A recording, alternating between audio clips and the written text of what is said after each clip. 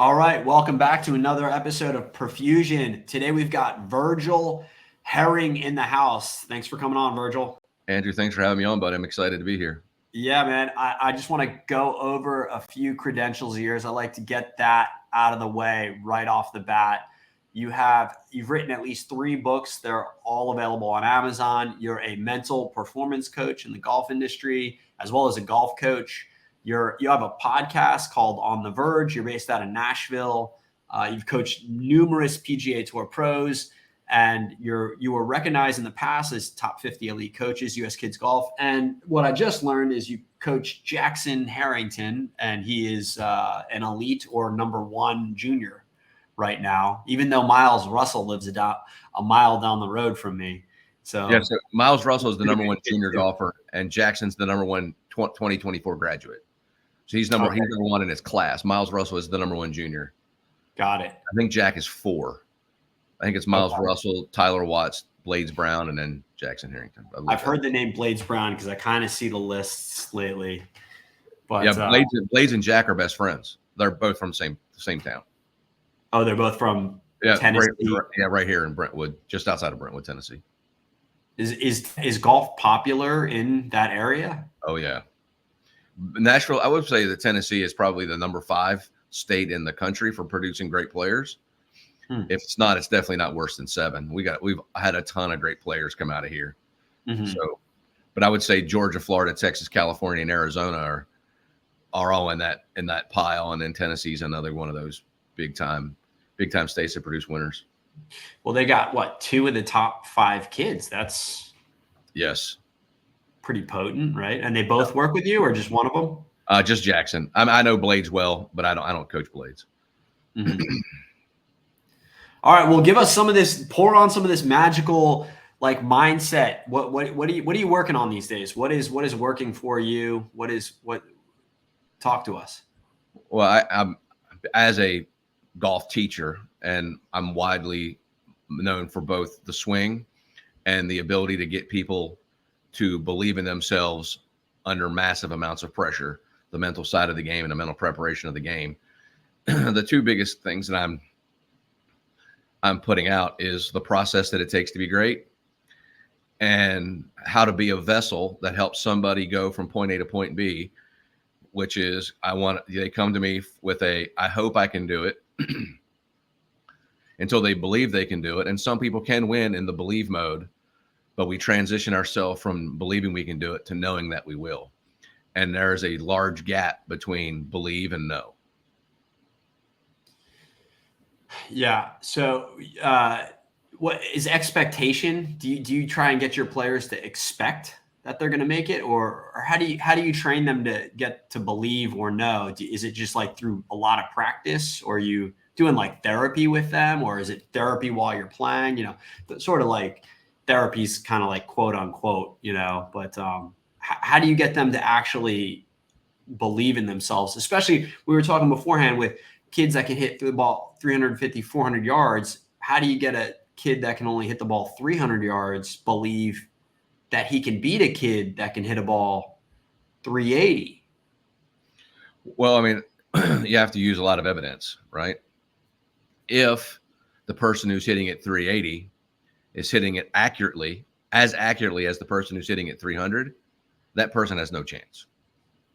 If they have a reasonable short game and putting. I mean, if they're that talented, there's very little chance. I mean, you think back in the history of the game, the longest player has been the most dominant, starting with Bobby Jones all the way until essentially right now. Now, Scotty Scheffler's a little bit less long than Rory, but Scotty Scheffler has a unique gift, which is his ball striking and his proximity to the hole numbers are way above the norm. So his gift is his level of precision. So if somebody's coaching Scotty Scheffler to take on a Rory McIlroy or a DJ in his prime, he's like, if you're planning on beating Rory or DJ, you will have to be significantly better with your 6-iron than they are with their 8 or 9-iron. And can you do that for 4 straight days? Because the standard deviation, proximity to the hole numbers, between an elite golfer with a 9-iron in his hand and an elite golfer with a 6-iron in his hand is staggeringly different. And then you multiply that over 4 days and how many legitimate birdie opportunities they have. It should be a blowout. That doesn't mean that it is. But the reason why Tiger dominated so long is because he was longer by a lot than everybody for a long time. And he happened to be better iron player, better short game, and better putter than everybody else. Same with Jack Nicklaus, same with Ben Hogan, same with Bobby Jones, and then a smattering of others throughout the history of time. My job is to give them the analytics that clearly show how to be a great player, then teach them how to access their mental capabilities and how to access their muscle memory. Not that muscle memory is like what we thought it was, but myelin is a pretty unique animal as it pertains to how it's stored in the cerebellum and how the cerebellum transfers the past experiences into the muscles when required. So understanding what interferes with the transmission of millions of golf balls hit from the cerebellum to the fingertips is ultimately probably the most important thing in tournament play, which is how to get out of your own way. And interference comes in a variety of ways. And my job is to help them eliminate interference and be able to rely and commit to what they know so well and get out of their own way, which is a whole lot easier said than done because humans are emotional. Humans have mental habits. They have physical traits under pressure that some people don't even know that they have. And it's a complex journey to becoming great, but it's my favorite thing to do. Okay, so we're talking about Scotty Scheffler. Obviously, I think he's the best player on the tour right now. I think he's like Tom Brady. This guy is unbeatable, basically, and he even will not be winning for a lot of the tournament, and then he always gets that winning drive, right? Like, he's just so mentally tough. Mm-hmm. Like, I already know, who's in first, second, third, and fourth. Scotty's in fifth. These guys can't close. That's what goes through my head. This kid's a closer. Those guys don't mind finishing second, third, fourth, and fifth. So I think that you said he's not hitting it the longest though, right? Mm-hmm. So how far? What you're saying that he's playing a precision game. Basically. Yeah, but he still hits it plenty far. But he's right. So how far does he hit it? Do you know? Probably like 308 to 310. So that's achievable, I believe, if you work hard at it, right? As if you're an elite player, if you're in the elite category, which would mean if you're playing professionally for any amount of money, you're an elite player. What about like on the college? Man, there are so many people that hit it so much longer in college than they do on the tour. It's frightening. The guys, so that's interesting, right? So all the D1 college players are hitting it 300 to 315, maybe. Well, I mean, Gordon Sargent, who plays at Vanderbilt, it's like 375, 380. I feel like that's such an advantage, right? He's off the tee. It's also got to be a little embarrassing, right? When you are walking against, and Gordon Sargent, he's player of the year. I saw him on TV a little bit, and we actually get some tournaments back here on the course I live on, and tournaments around the corner in reference to, did you see that? We get the Duke, we get University of Florida, we get all like Louisville, we get all these studs back there that are all D1s playing here. And so I'm learning their names. I can't remember what I was saying, but like, this guy's number one in the world. This guy knows how to get a drive in the fourth quarter in the last drive, basically. That's what he's Tom Brady the heck out of everybody. Yep. I mean, calm under pressure. Just, and it is in not too positive. He seems like he's in a very neutral mindset most of the time. Why aren't these guys hitting 375 beating him? Well, because he has figured out a way to be able to hit his 7-iron as close or closer to the hole than Rory McIlroy hits his pitching wedge. And he's able to sustain that for 4 straight days a Got lot of it. the time. Right. Got So same thing happened with Colin Morikawa for just a window of time. The proximity to the hole that Colin Morikawa was hitting it from the fairway was so much better than Tiger in his prime for about 2 years that it was okay that Colin Morikawa barely hits it 300, because on a 500-yard par 4, he hits it 300 and Rory hits it 340. So Rory's got 160. That's a 9 iron. And Colin Morikawa is at 200 on the nose. He's got 5 iron. Colin Morikawa's numbers were absolutely frighteningly close to the hole from 200, and he didn't lose anything to Rory's 9 iron. And if he putted better, he would win. And on top of that, it is very demoralizing to the guy who's hitting at 340 right down the chute, hitting 9 iron to 12 feet, to have a guy who's hitting it 50 yards shorter than him hit 5 iron to 10 feet and keep doing it and doing it and doing it. The attrition of that is that's Colin Morikawa or Scotty Scheffler's power, which is radical high-end precision. And that is a neutralizer, but that is very, very hard to do all the time, which is why Scotty doesn't win all the time. It's why he didn't win. He wins a lot. He wins a lot. He wins a lot, but it's still at like 30%.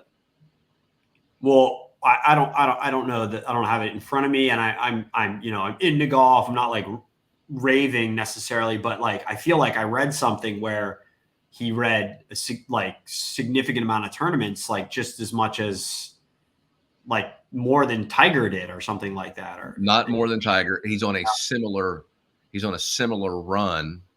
But what we'll have to wait and see is Tiger did that for 11 straight years, and this is Scotty's. He's in year 1.5 to year 2 of that comparison. And if he does it for 10 or 11 years, then we'll be saying, yeah, absolutely. So do you think, so look at like Liv, right? Like what, I'm kind of, it is what it is, right? Like, yeah. But would he be as winning if the Liv players were here? Probably. Really? I would say so. You think does it make a difference? I mean, at the end of the day, more great players in the field would reduce the percentage some. Mm-hmm. Like Cam Smith, DeChambeau. I don't even know who else is up there. I mean, you got John. At the end of the day, it's Koepka, Rahm, DeChambeau. Yeah, that group of guys. But I mean, I would still say Scheffler has proven to be able to take down all of them too.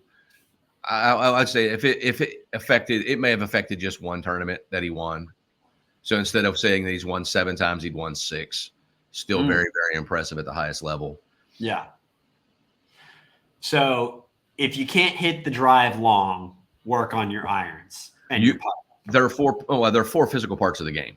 There's the driving, there's your iron play, there's your wedge play, and your putting. If you're the very best at one of those 4 things, you're going to have a long life out there. Really? Yeah. If you're in the top 10 of 2 of those things, you're going to have a long life out there. If you're in the top 15 of 3 of them, you're going to be one of the greatest in the history of the game. And then there are 2 people that had it all, and that's Jack and Tiger, and they had the longest sustained run of dominance we've ever seen. And to think about this, people can't believe this, but for 3 years between 2000 and 2008, Tiger Woods was number 1 at everything except bunker play. And in one of those years, he was like, his up and down percentage from the bunker was 53%, which is But he hit so many fewer bunker shots than everybody else because he never put himself in that position, because he was so good at everything else. He didn't hit it in bunkers.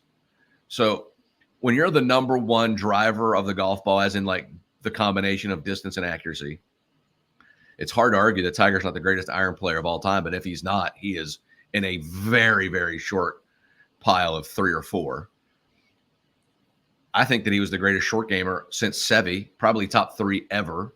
Since who? Sevi Ballesteros. I think Sevi probably had the greatest short game. And then it's probably Tiger. But if it's not Tiger, Tiger's number 3.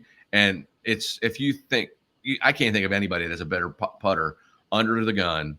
Even Jack Nicklaus. I still think Tiger's the greatest putter of all time. So now you're dealing with top 5 ever driver, and certainly number 1 driver for a long period of time.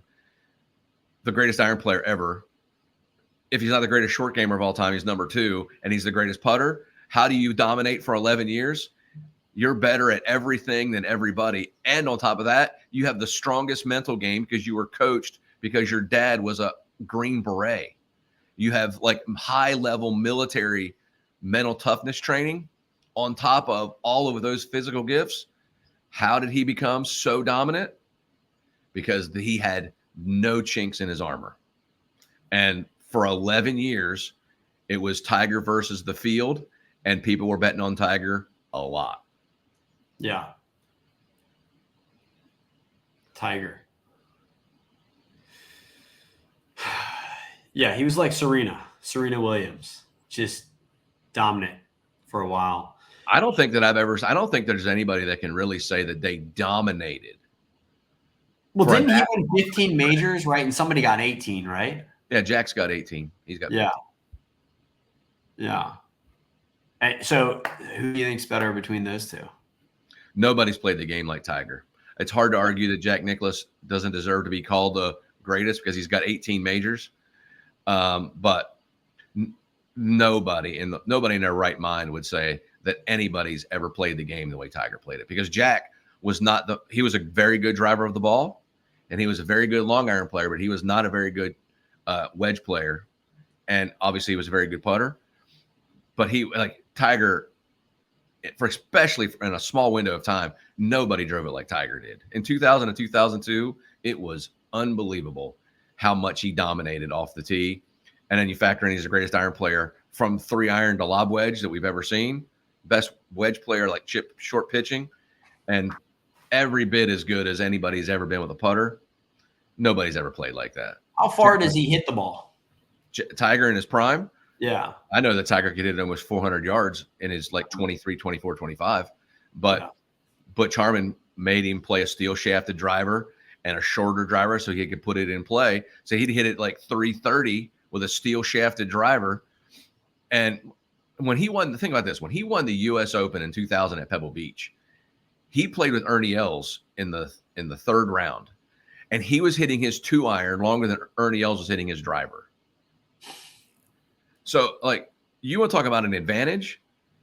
You give the strongest mind that kind of an advantage, unbeatable. And that's what we saw. That was the biggest whipping ever at the biggest stage. 15 shots.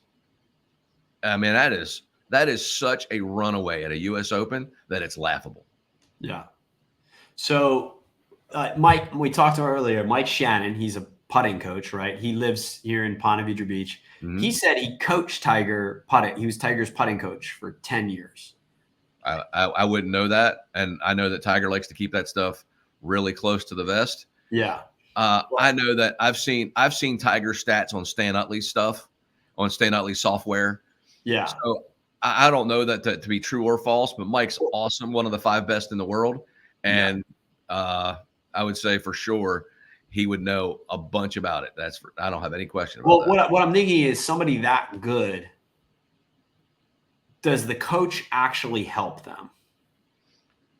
Yes, because or is he helping the coach? Is he helping the coach, or is it a little bit of both? Oh, there's no question. It's a little bit of both, because there are certain things that what I call the educated have no idea about when you're dealing with savant talent, right? So there are things that I know that I helped Brandt Snedeker a ton with his golf swing. I know I helped him a ton with his game. But when you watch somebody who ended up being number 6 in the world for a time, right? That is so high up in the totem pole of greatness, it's hard to fathom.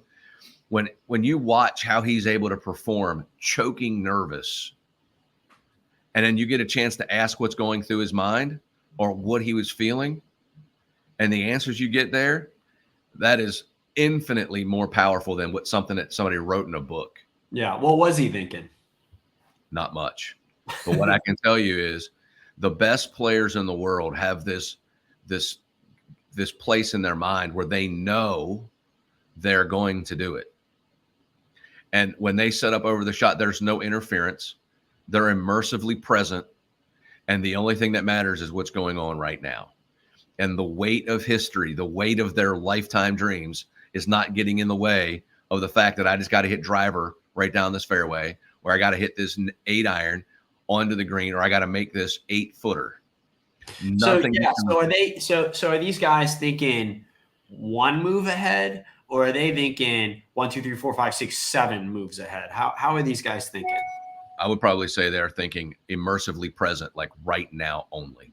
So that just one shot. Yeah, because you can't get ahead of yourself. The golf gods can smell it, and as soon as you start to get ahead of yourself, you pay the piper, and it always is. So I mean, I think Rory is guilty of that at the U.S. Open. He started to get ahead of himself and started making decisions. He started hedging bets instead of just hitting one shot at a time to the best of his ability. And I think it gets a lot of people, and that's what made Tiger so incredible. Is he was like, yeah, this is a really important shot. I mean, think about it. Tiger hit probably the 10 greatest golf shots in the history of the game. Simultaneously, he may have hit the 10 worst golf shots in the history of the game. But he was immersively present. And when you're thinking about how he stalked shots in his elite prime, he was so in the moment, nothing else mattered. He didn't let interference in.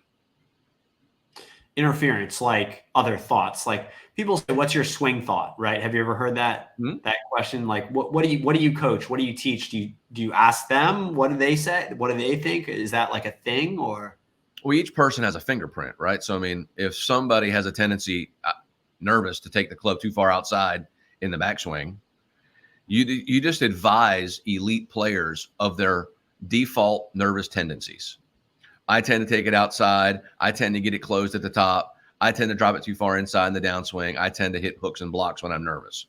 How do I recognize my tendencies so that I have some built-in things in my pre-shot routine that allow me to take care of it to the best of my ability, and then with 100% full acceptance of the outcome, commit to the visualization, rehearse the motion required, and cross over that line into commitment, and then hit it as quickly as they can without rushing.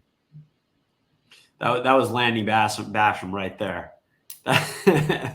you Lanny reincarnated here, because I wouldn't mind it. I wouldn't be opposed to it. Well, his book With Winning in Mind is, if it's not the standard for mental performance, it is on the Mount Rushmore of books and evidence on what it takes to be great. It's one of the best ever, and he is phenomenal. Yeah, he takes it to another level with the note taking. I've always struggled with that during play, because it kind of takes away, in my opinion, from kind of being out there. And he wants to take. Are you taking notes, or I know I see the pro? Yeah, I see the pros out there taking notes. They got the notepad in their back pocket. What are they doing? What are they doing in there? Well, they're probably putting in their yardage book, right? So they're noting that on this day it was downwind 5 miles per hour. They hit it to here. That left them 167 yards. They hit 9-iron, and the pin was back right, and they hit it to 15 feet. And they'll say, oh, that putt broke 3 inches to the right. They'll just keep track of it all, so that if they notice that the wind shifts and they could carry the bunker yesterday, but they can't carry the bunker today, that may force them to hit 3-wood, so that they have a much wider area to land their T-ball in without penalty, so to speak. Because hitting it in a fairway bunker is probably worth about 0.6 add on to your score. So they're just trying to, all these guys on tour are just trying to play the percentages until they're basically the last day, or maybe in the last 9 holes, and then they're playing blackjack at the Bellagio.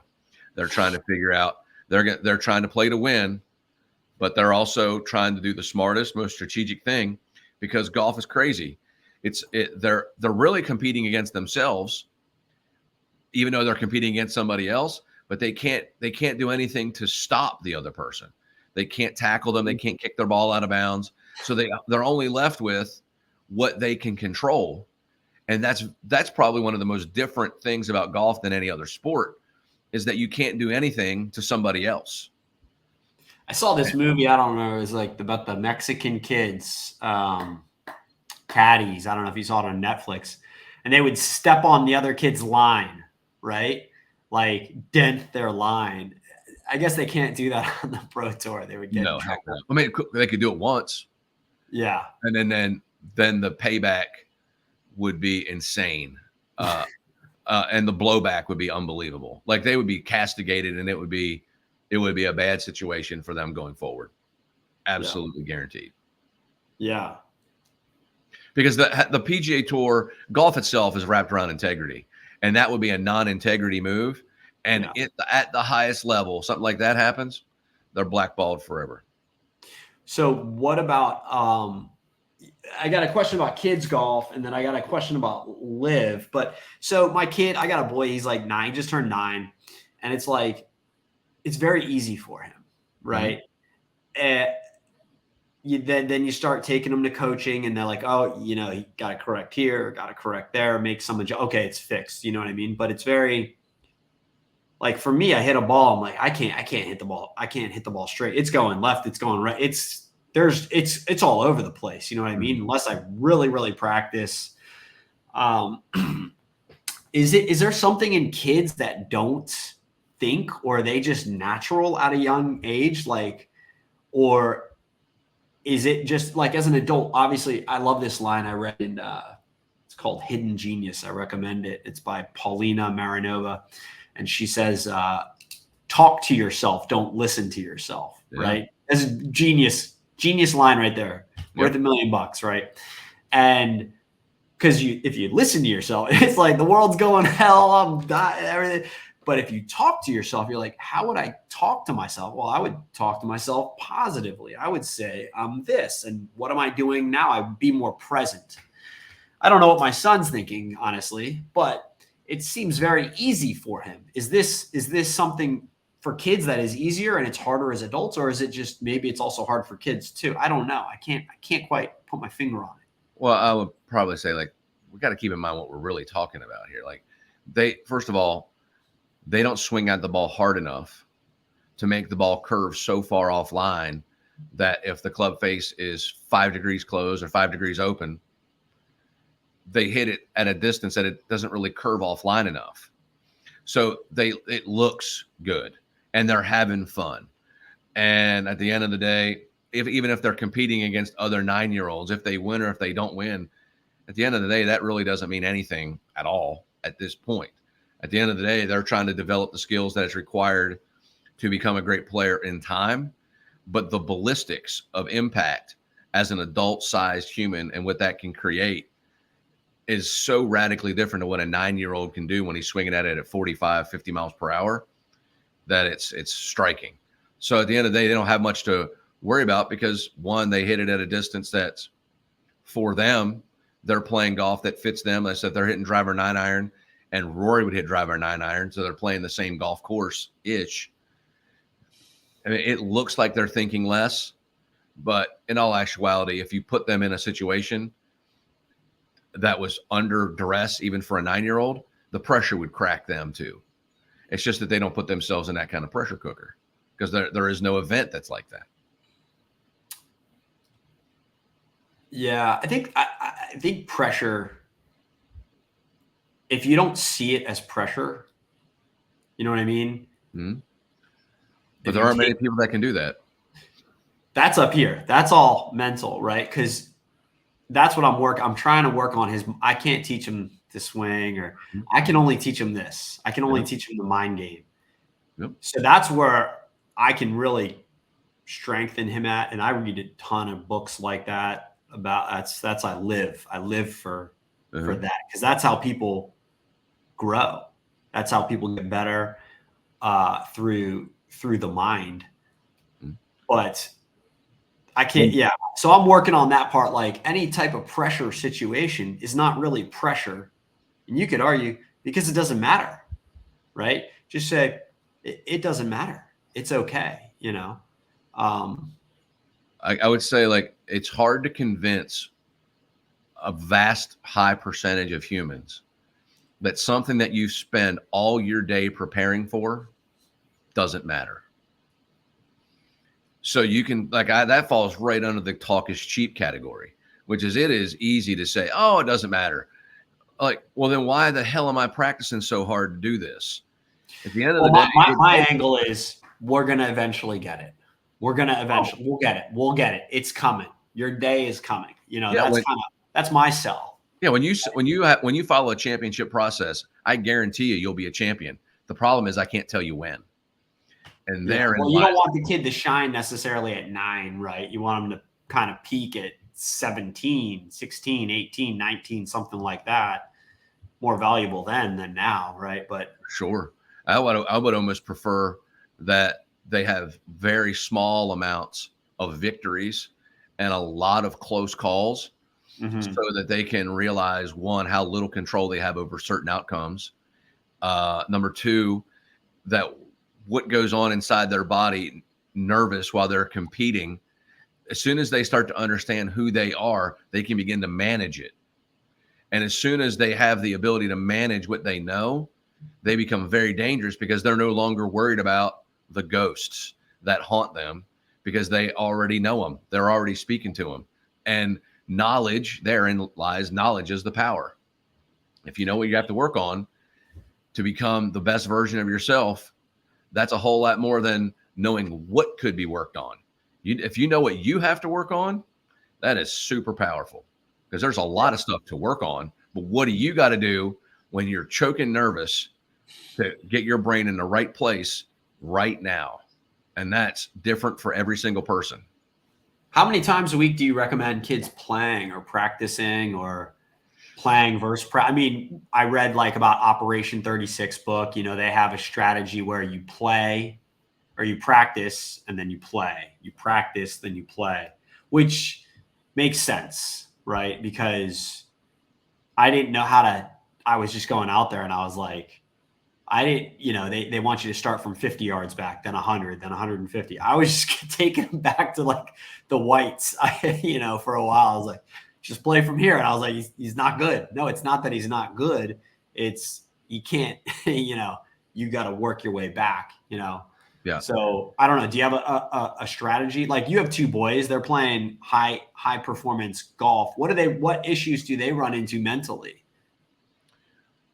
Oh, wow. Well, at the end of the day, I think that when their dad is a 2-time teacher of the year on the Golf Channel, on TV, does radios, does interviews, gets asked to speak all over the place, there's an implied pressure that you're the son of X, right? You also have that their mother is a 2-time national champion of Brazil, was an All-American at Mississippi State. So there's an implied pressure that mom and dad were very high end in this sport. So every time they play, they know that not only does everybody know that, they know that, and anything less than victory is going to be looked at as what's wrong with you.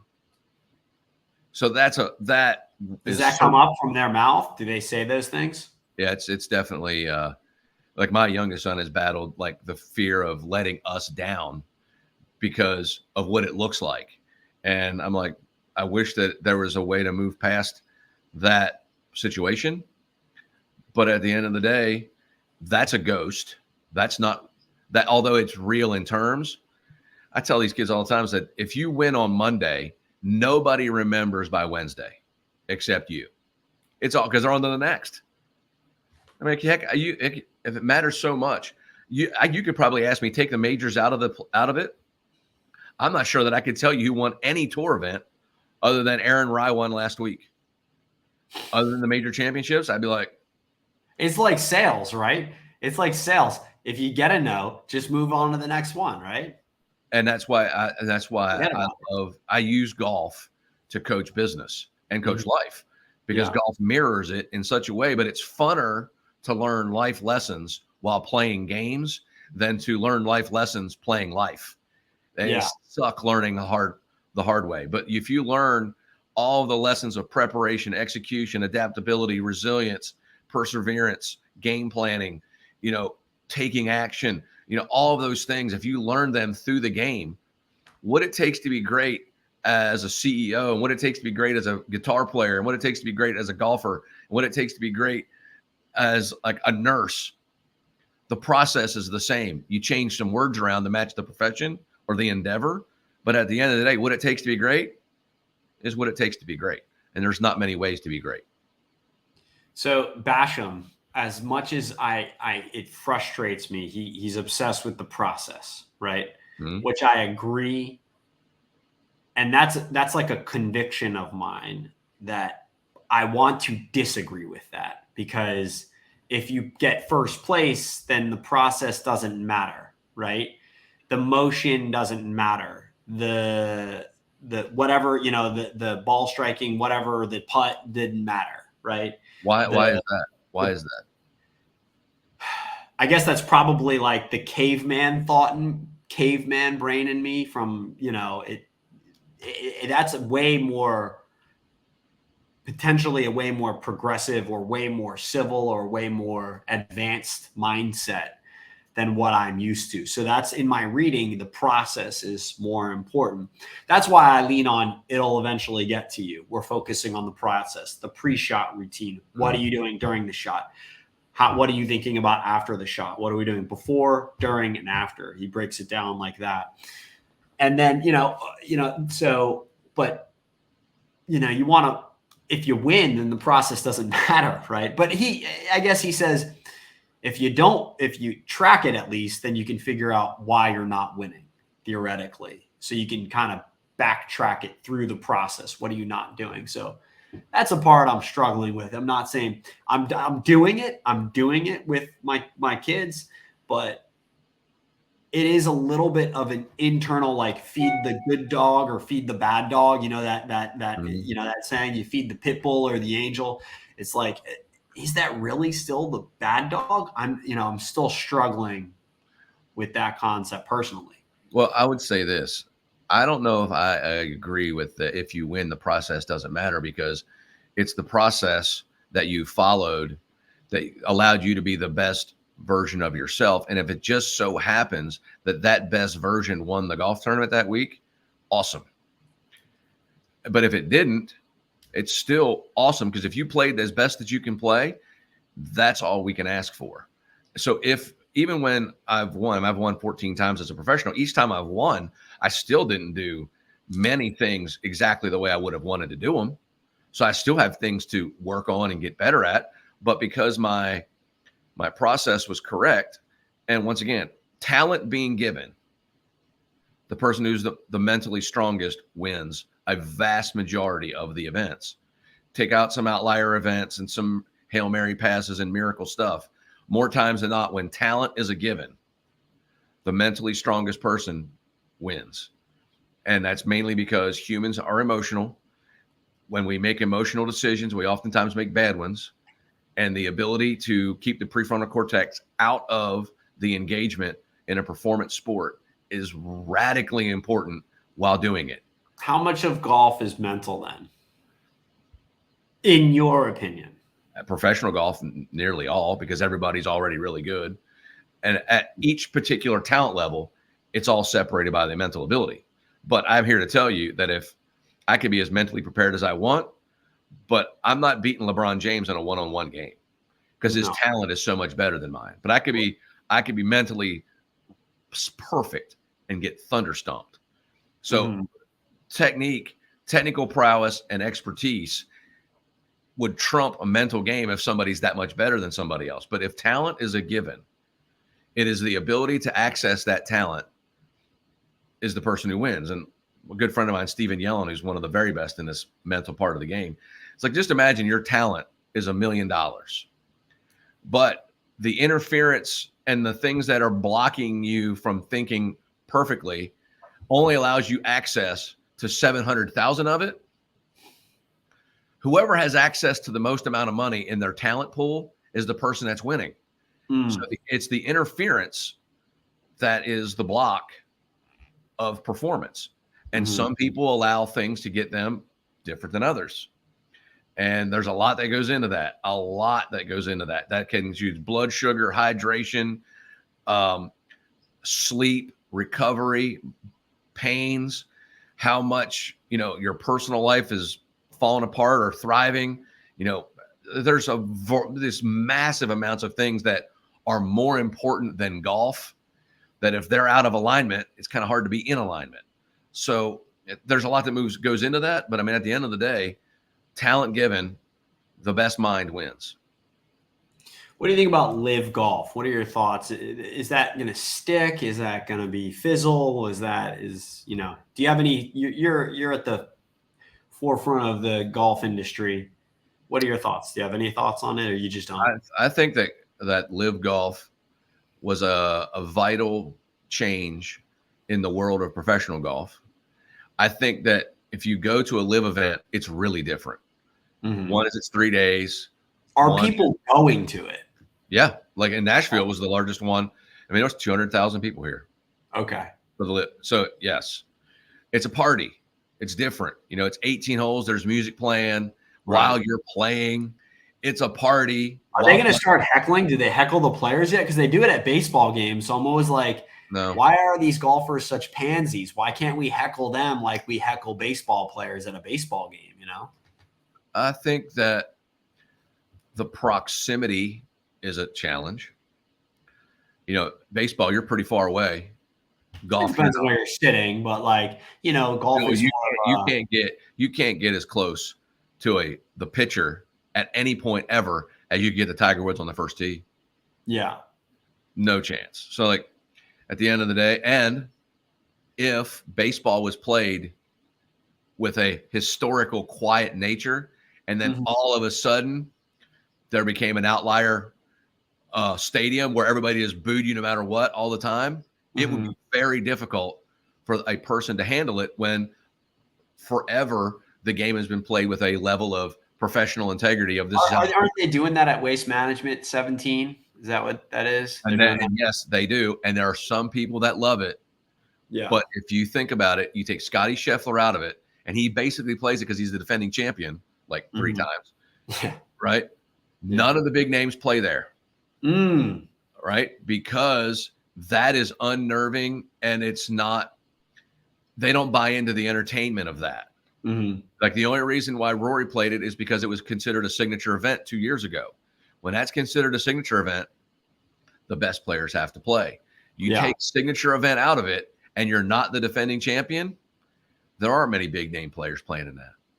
Yeah. And it's because and this past year is going to cause massive amounts of change because it literally got way out of control. Yeah, I heard that too. Yeah. And so therein lies the dilemma. Like, where is the line in the sand? Well, the Waste Management crossed over the line in the sand, and now it's time to reel it back in. And they've probably lost even more players because of how out of control it got. Yeah. So, live golf has there's something for everybody. They got something for the kids. The avid golf fan is able to walk around and have really close access to some of the best players in the world. And then there's a party going on, but the party is back. The party's back 100 yards, and it's condensed into corners. So it provides the golf fan the chance to be a golf fan. It provides the partiers to party, and it provides this unbelievable high access point for kids to get engaged with the best players in the world. And I think that's something they're doing better than the PGA Tour. Yeah. So I think it's here to stay. I think that it's going to be interesting to see. There's a new problem, which is the PIF and the PGA Tour trying to get together. That is not live, but it's run by the same people. If the PGA Tour and the PIF come to an agreement, which I believe is going to be guaranteed here in the next handful of months, where does that leave live? Don't know. What is PIF? That's like is that Saudi or something? That's that private investment fund that's run by the Saudis. Okay. Right. So that's where the money's coming from. So if the PGA Tour and the PIF, why are they so interested in golf? I think that they understand the power of the gladiator. They just see disruption. The gladiator pit. Like you capture the people. You capture the people with the entertainment, and the entertainment is the power. The power. The numbers are the power. I think that I just think that PIF is going to back PGA. Is that what you're saying? They're supposed to come together. So what, the purses will go up? Is that for sure. There'll be more world events, and that would mean that there would be PGA Tour players could and are expected to play in 1 or 2 live events. The live players get 5 exemptions to play in regular PGA Tour events. Yeah. And at the end of the day, the PGA Tour got caught being a bully, the big elephant in the room, and they relied on their historical power and dominance and financial power through charity to be this immovable, impenetrable force until somebody with way more money than they have, who could care less about it, stole big name ticket people. Yeah. But they spent a lot too to do it. And like literally, it's like what they spent is literally like for you and I opening up an old suit that we haven't worn in like 3 years and find $300 in it. Oh, wow. Huh. I didn't see it. I wonder where that. I remember now. Yeah. And you're like, because it is unbelievable how much money they have. It's unbelievable. No, they don't. They're not. I could argue maybe they are frivolously throwing some of it away, but at the end of the day, they completely and totally disrupted professional golf. And what's fascinating is that many people didn't like it. They didn't like the way it sounded. They certainly didn't like the way it came across. But again, largely, Phil Mickelson was right. Every single thing that Mickelson said about the PGA Tour turned out to be right.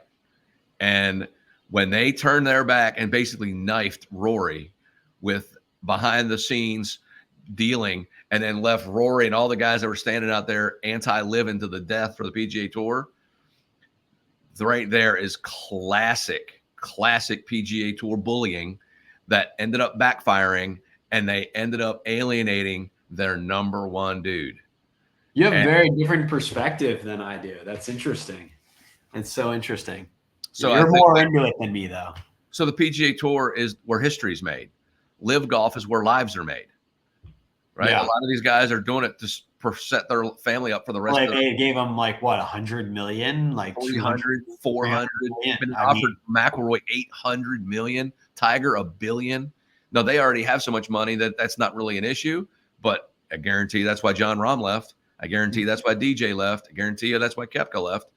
A lot of the guys left early because they felt like the prime of their career was over. And yeah, I get that part. I get that, but yeah, some of them. But Cam Smith was a game changer. Yeah, that one was, and DeChambeau, a game changer. Those two are in their prime and have the chance to have a long-standing run of dominance in majors. Not DJ, not Koepka. I mean, even though Koepka won a PGA championship last year, he was a non-factor everything this year. And it's not really, I mean, he's on the south side of great. He's already been the best that he's ever going to be. DeChambeau, no. Cameron Smith, no. And there are a couple of younger guys that may be that in that same boat, but largely the people that went to live were no longer chasing history. Now they're chasing financial well-being for the future of their families. They were already making a ton of money, but I guess, or you think like, man, what are you playing for? Right? 200 million right up. Guys are probably making 10 million a year to 30 million a year. You know, they get the endorsements too. They get a lot of money there that people don't know.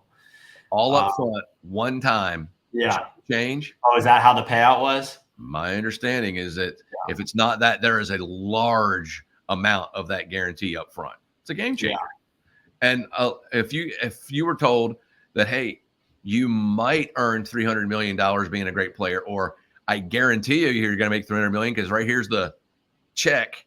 It's almost like selling a business, and here's your exit strategy, and I'm going to buy you out. You know what I mean? It's almost like an analogy like that. It's and like, I think John Rahm's paying the price of buyer's remorse. Yeah, I think John Rahm wanted history. I can see like if I want to sell my business or not at this age. You know, that's like I think that he thought that him leaving would force the PIF and the PGA Tour to get together. Yeah, and get the deal done, and then everybody would be back playing against each other like it was supposed to be, and he'd be the hero, and he got absolutely chewed up and spit out, and now he's largely discarded when he's at PGA Tour events for the majors. The Tiger won't even speak to him anymore. So at the end of the day, a Latin person feels like they're family centered, and all of a sudden you disrupt your community and they no longer want to be around you because you took the money, you took the easy way. It's really messed him up, and it really bothers him. And I think that a lot of people, like Dustin Johnson, doesn't care. Mm-hmm. John Rahm does. Yeah. Cameron Smith doesn't care. Yeah. Bryson DeChambeau does. And Bryson DeChambeau's used the live model to resurrect his career. Yeah. So in my opinion, he's the only person that's really taken this and run. Mm-hmm. There are some people that have remained neutral. Some people were way past their prime and they're just cashing in, but largely most of them have fallen off. Yeah. And we'll see what happens as it ranges out 2-3 years from now. But a lot of this depends on the PGA Tour and the PIF coming to an agreement, and what that looks like is going to set the stage for the next 50 to 100 years. You sure they're not just flirting? I'm not sure of that. Yeah. I think that you get Tiger involved and the Tiger's playing with the guy who's in charge of the PIF. You kind of know that we're headed down the home stretch here of something, because if Tiger's getting involved in it, Tiger's probably the de facto commissioner anyway. You got to think that if Tiger's involved in it and he is playing golf with that guy, trying to figure out how they can work together, it's imminent. We shall see, right? We shall see. All right. Any closing thoughts here? I just think that if you're trying to do anything at a high level, talent being given, it is the process that you feed yourself and the systems that you employ that build up a streamlined roadmap for how you tackle challenge. Accomplishment comes from tackling challenges. And the more you're prepared for what challenges bring you, the better chance you have of succeeding. So it is best for us to have a great process and a great system to follow, because that's what it takes 99 times out of 100 to be successful. Occasional Hail Mary passes are outliers, but at the end of the day, following a process that is proven to create champions at any endeavor is essential. Nice. Where can people reach out to you? Most of my content's best seen on Instagram, which is virgil.herring. But I love people to reach out to me because I'm an in-person communicator. I love human connection. It's a vital part of what I do. And I love to talk to people. So you can contact me at 615-579-5190. I still, when I'm scheduling people, I'm calling. I'm scheduling. I'm putting you on the book. I'm giving you the personal understanding of what I'm going to give you, not something you go click on and sign up for and you show up blindly. I'm actively involved in the interview process, the desire process. I'm a vessel. What's your point A? Where's your destination? Where do you want to go? How am I going to help you get there? I lay it all out for you, and then we go from there. Virgil just gave you his number. Call him. All right, Virgil. Thanks for coming on. Andrew, thank you for having me, buddy. Appreciate you.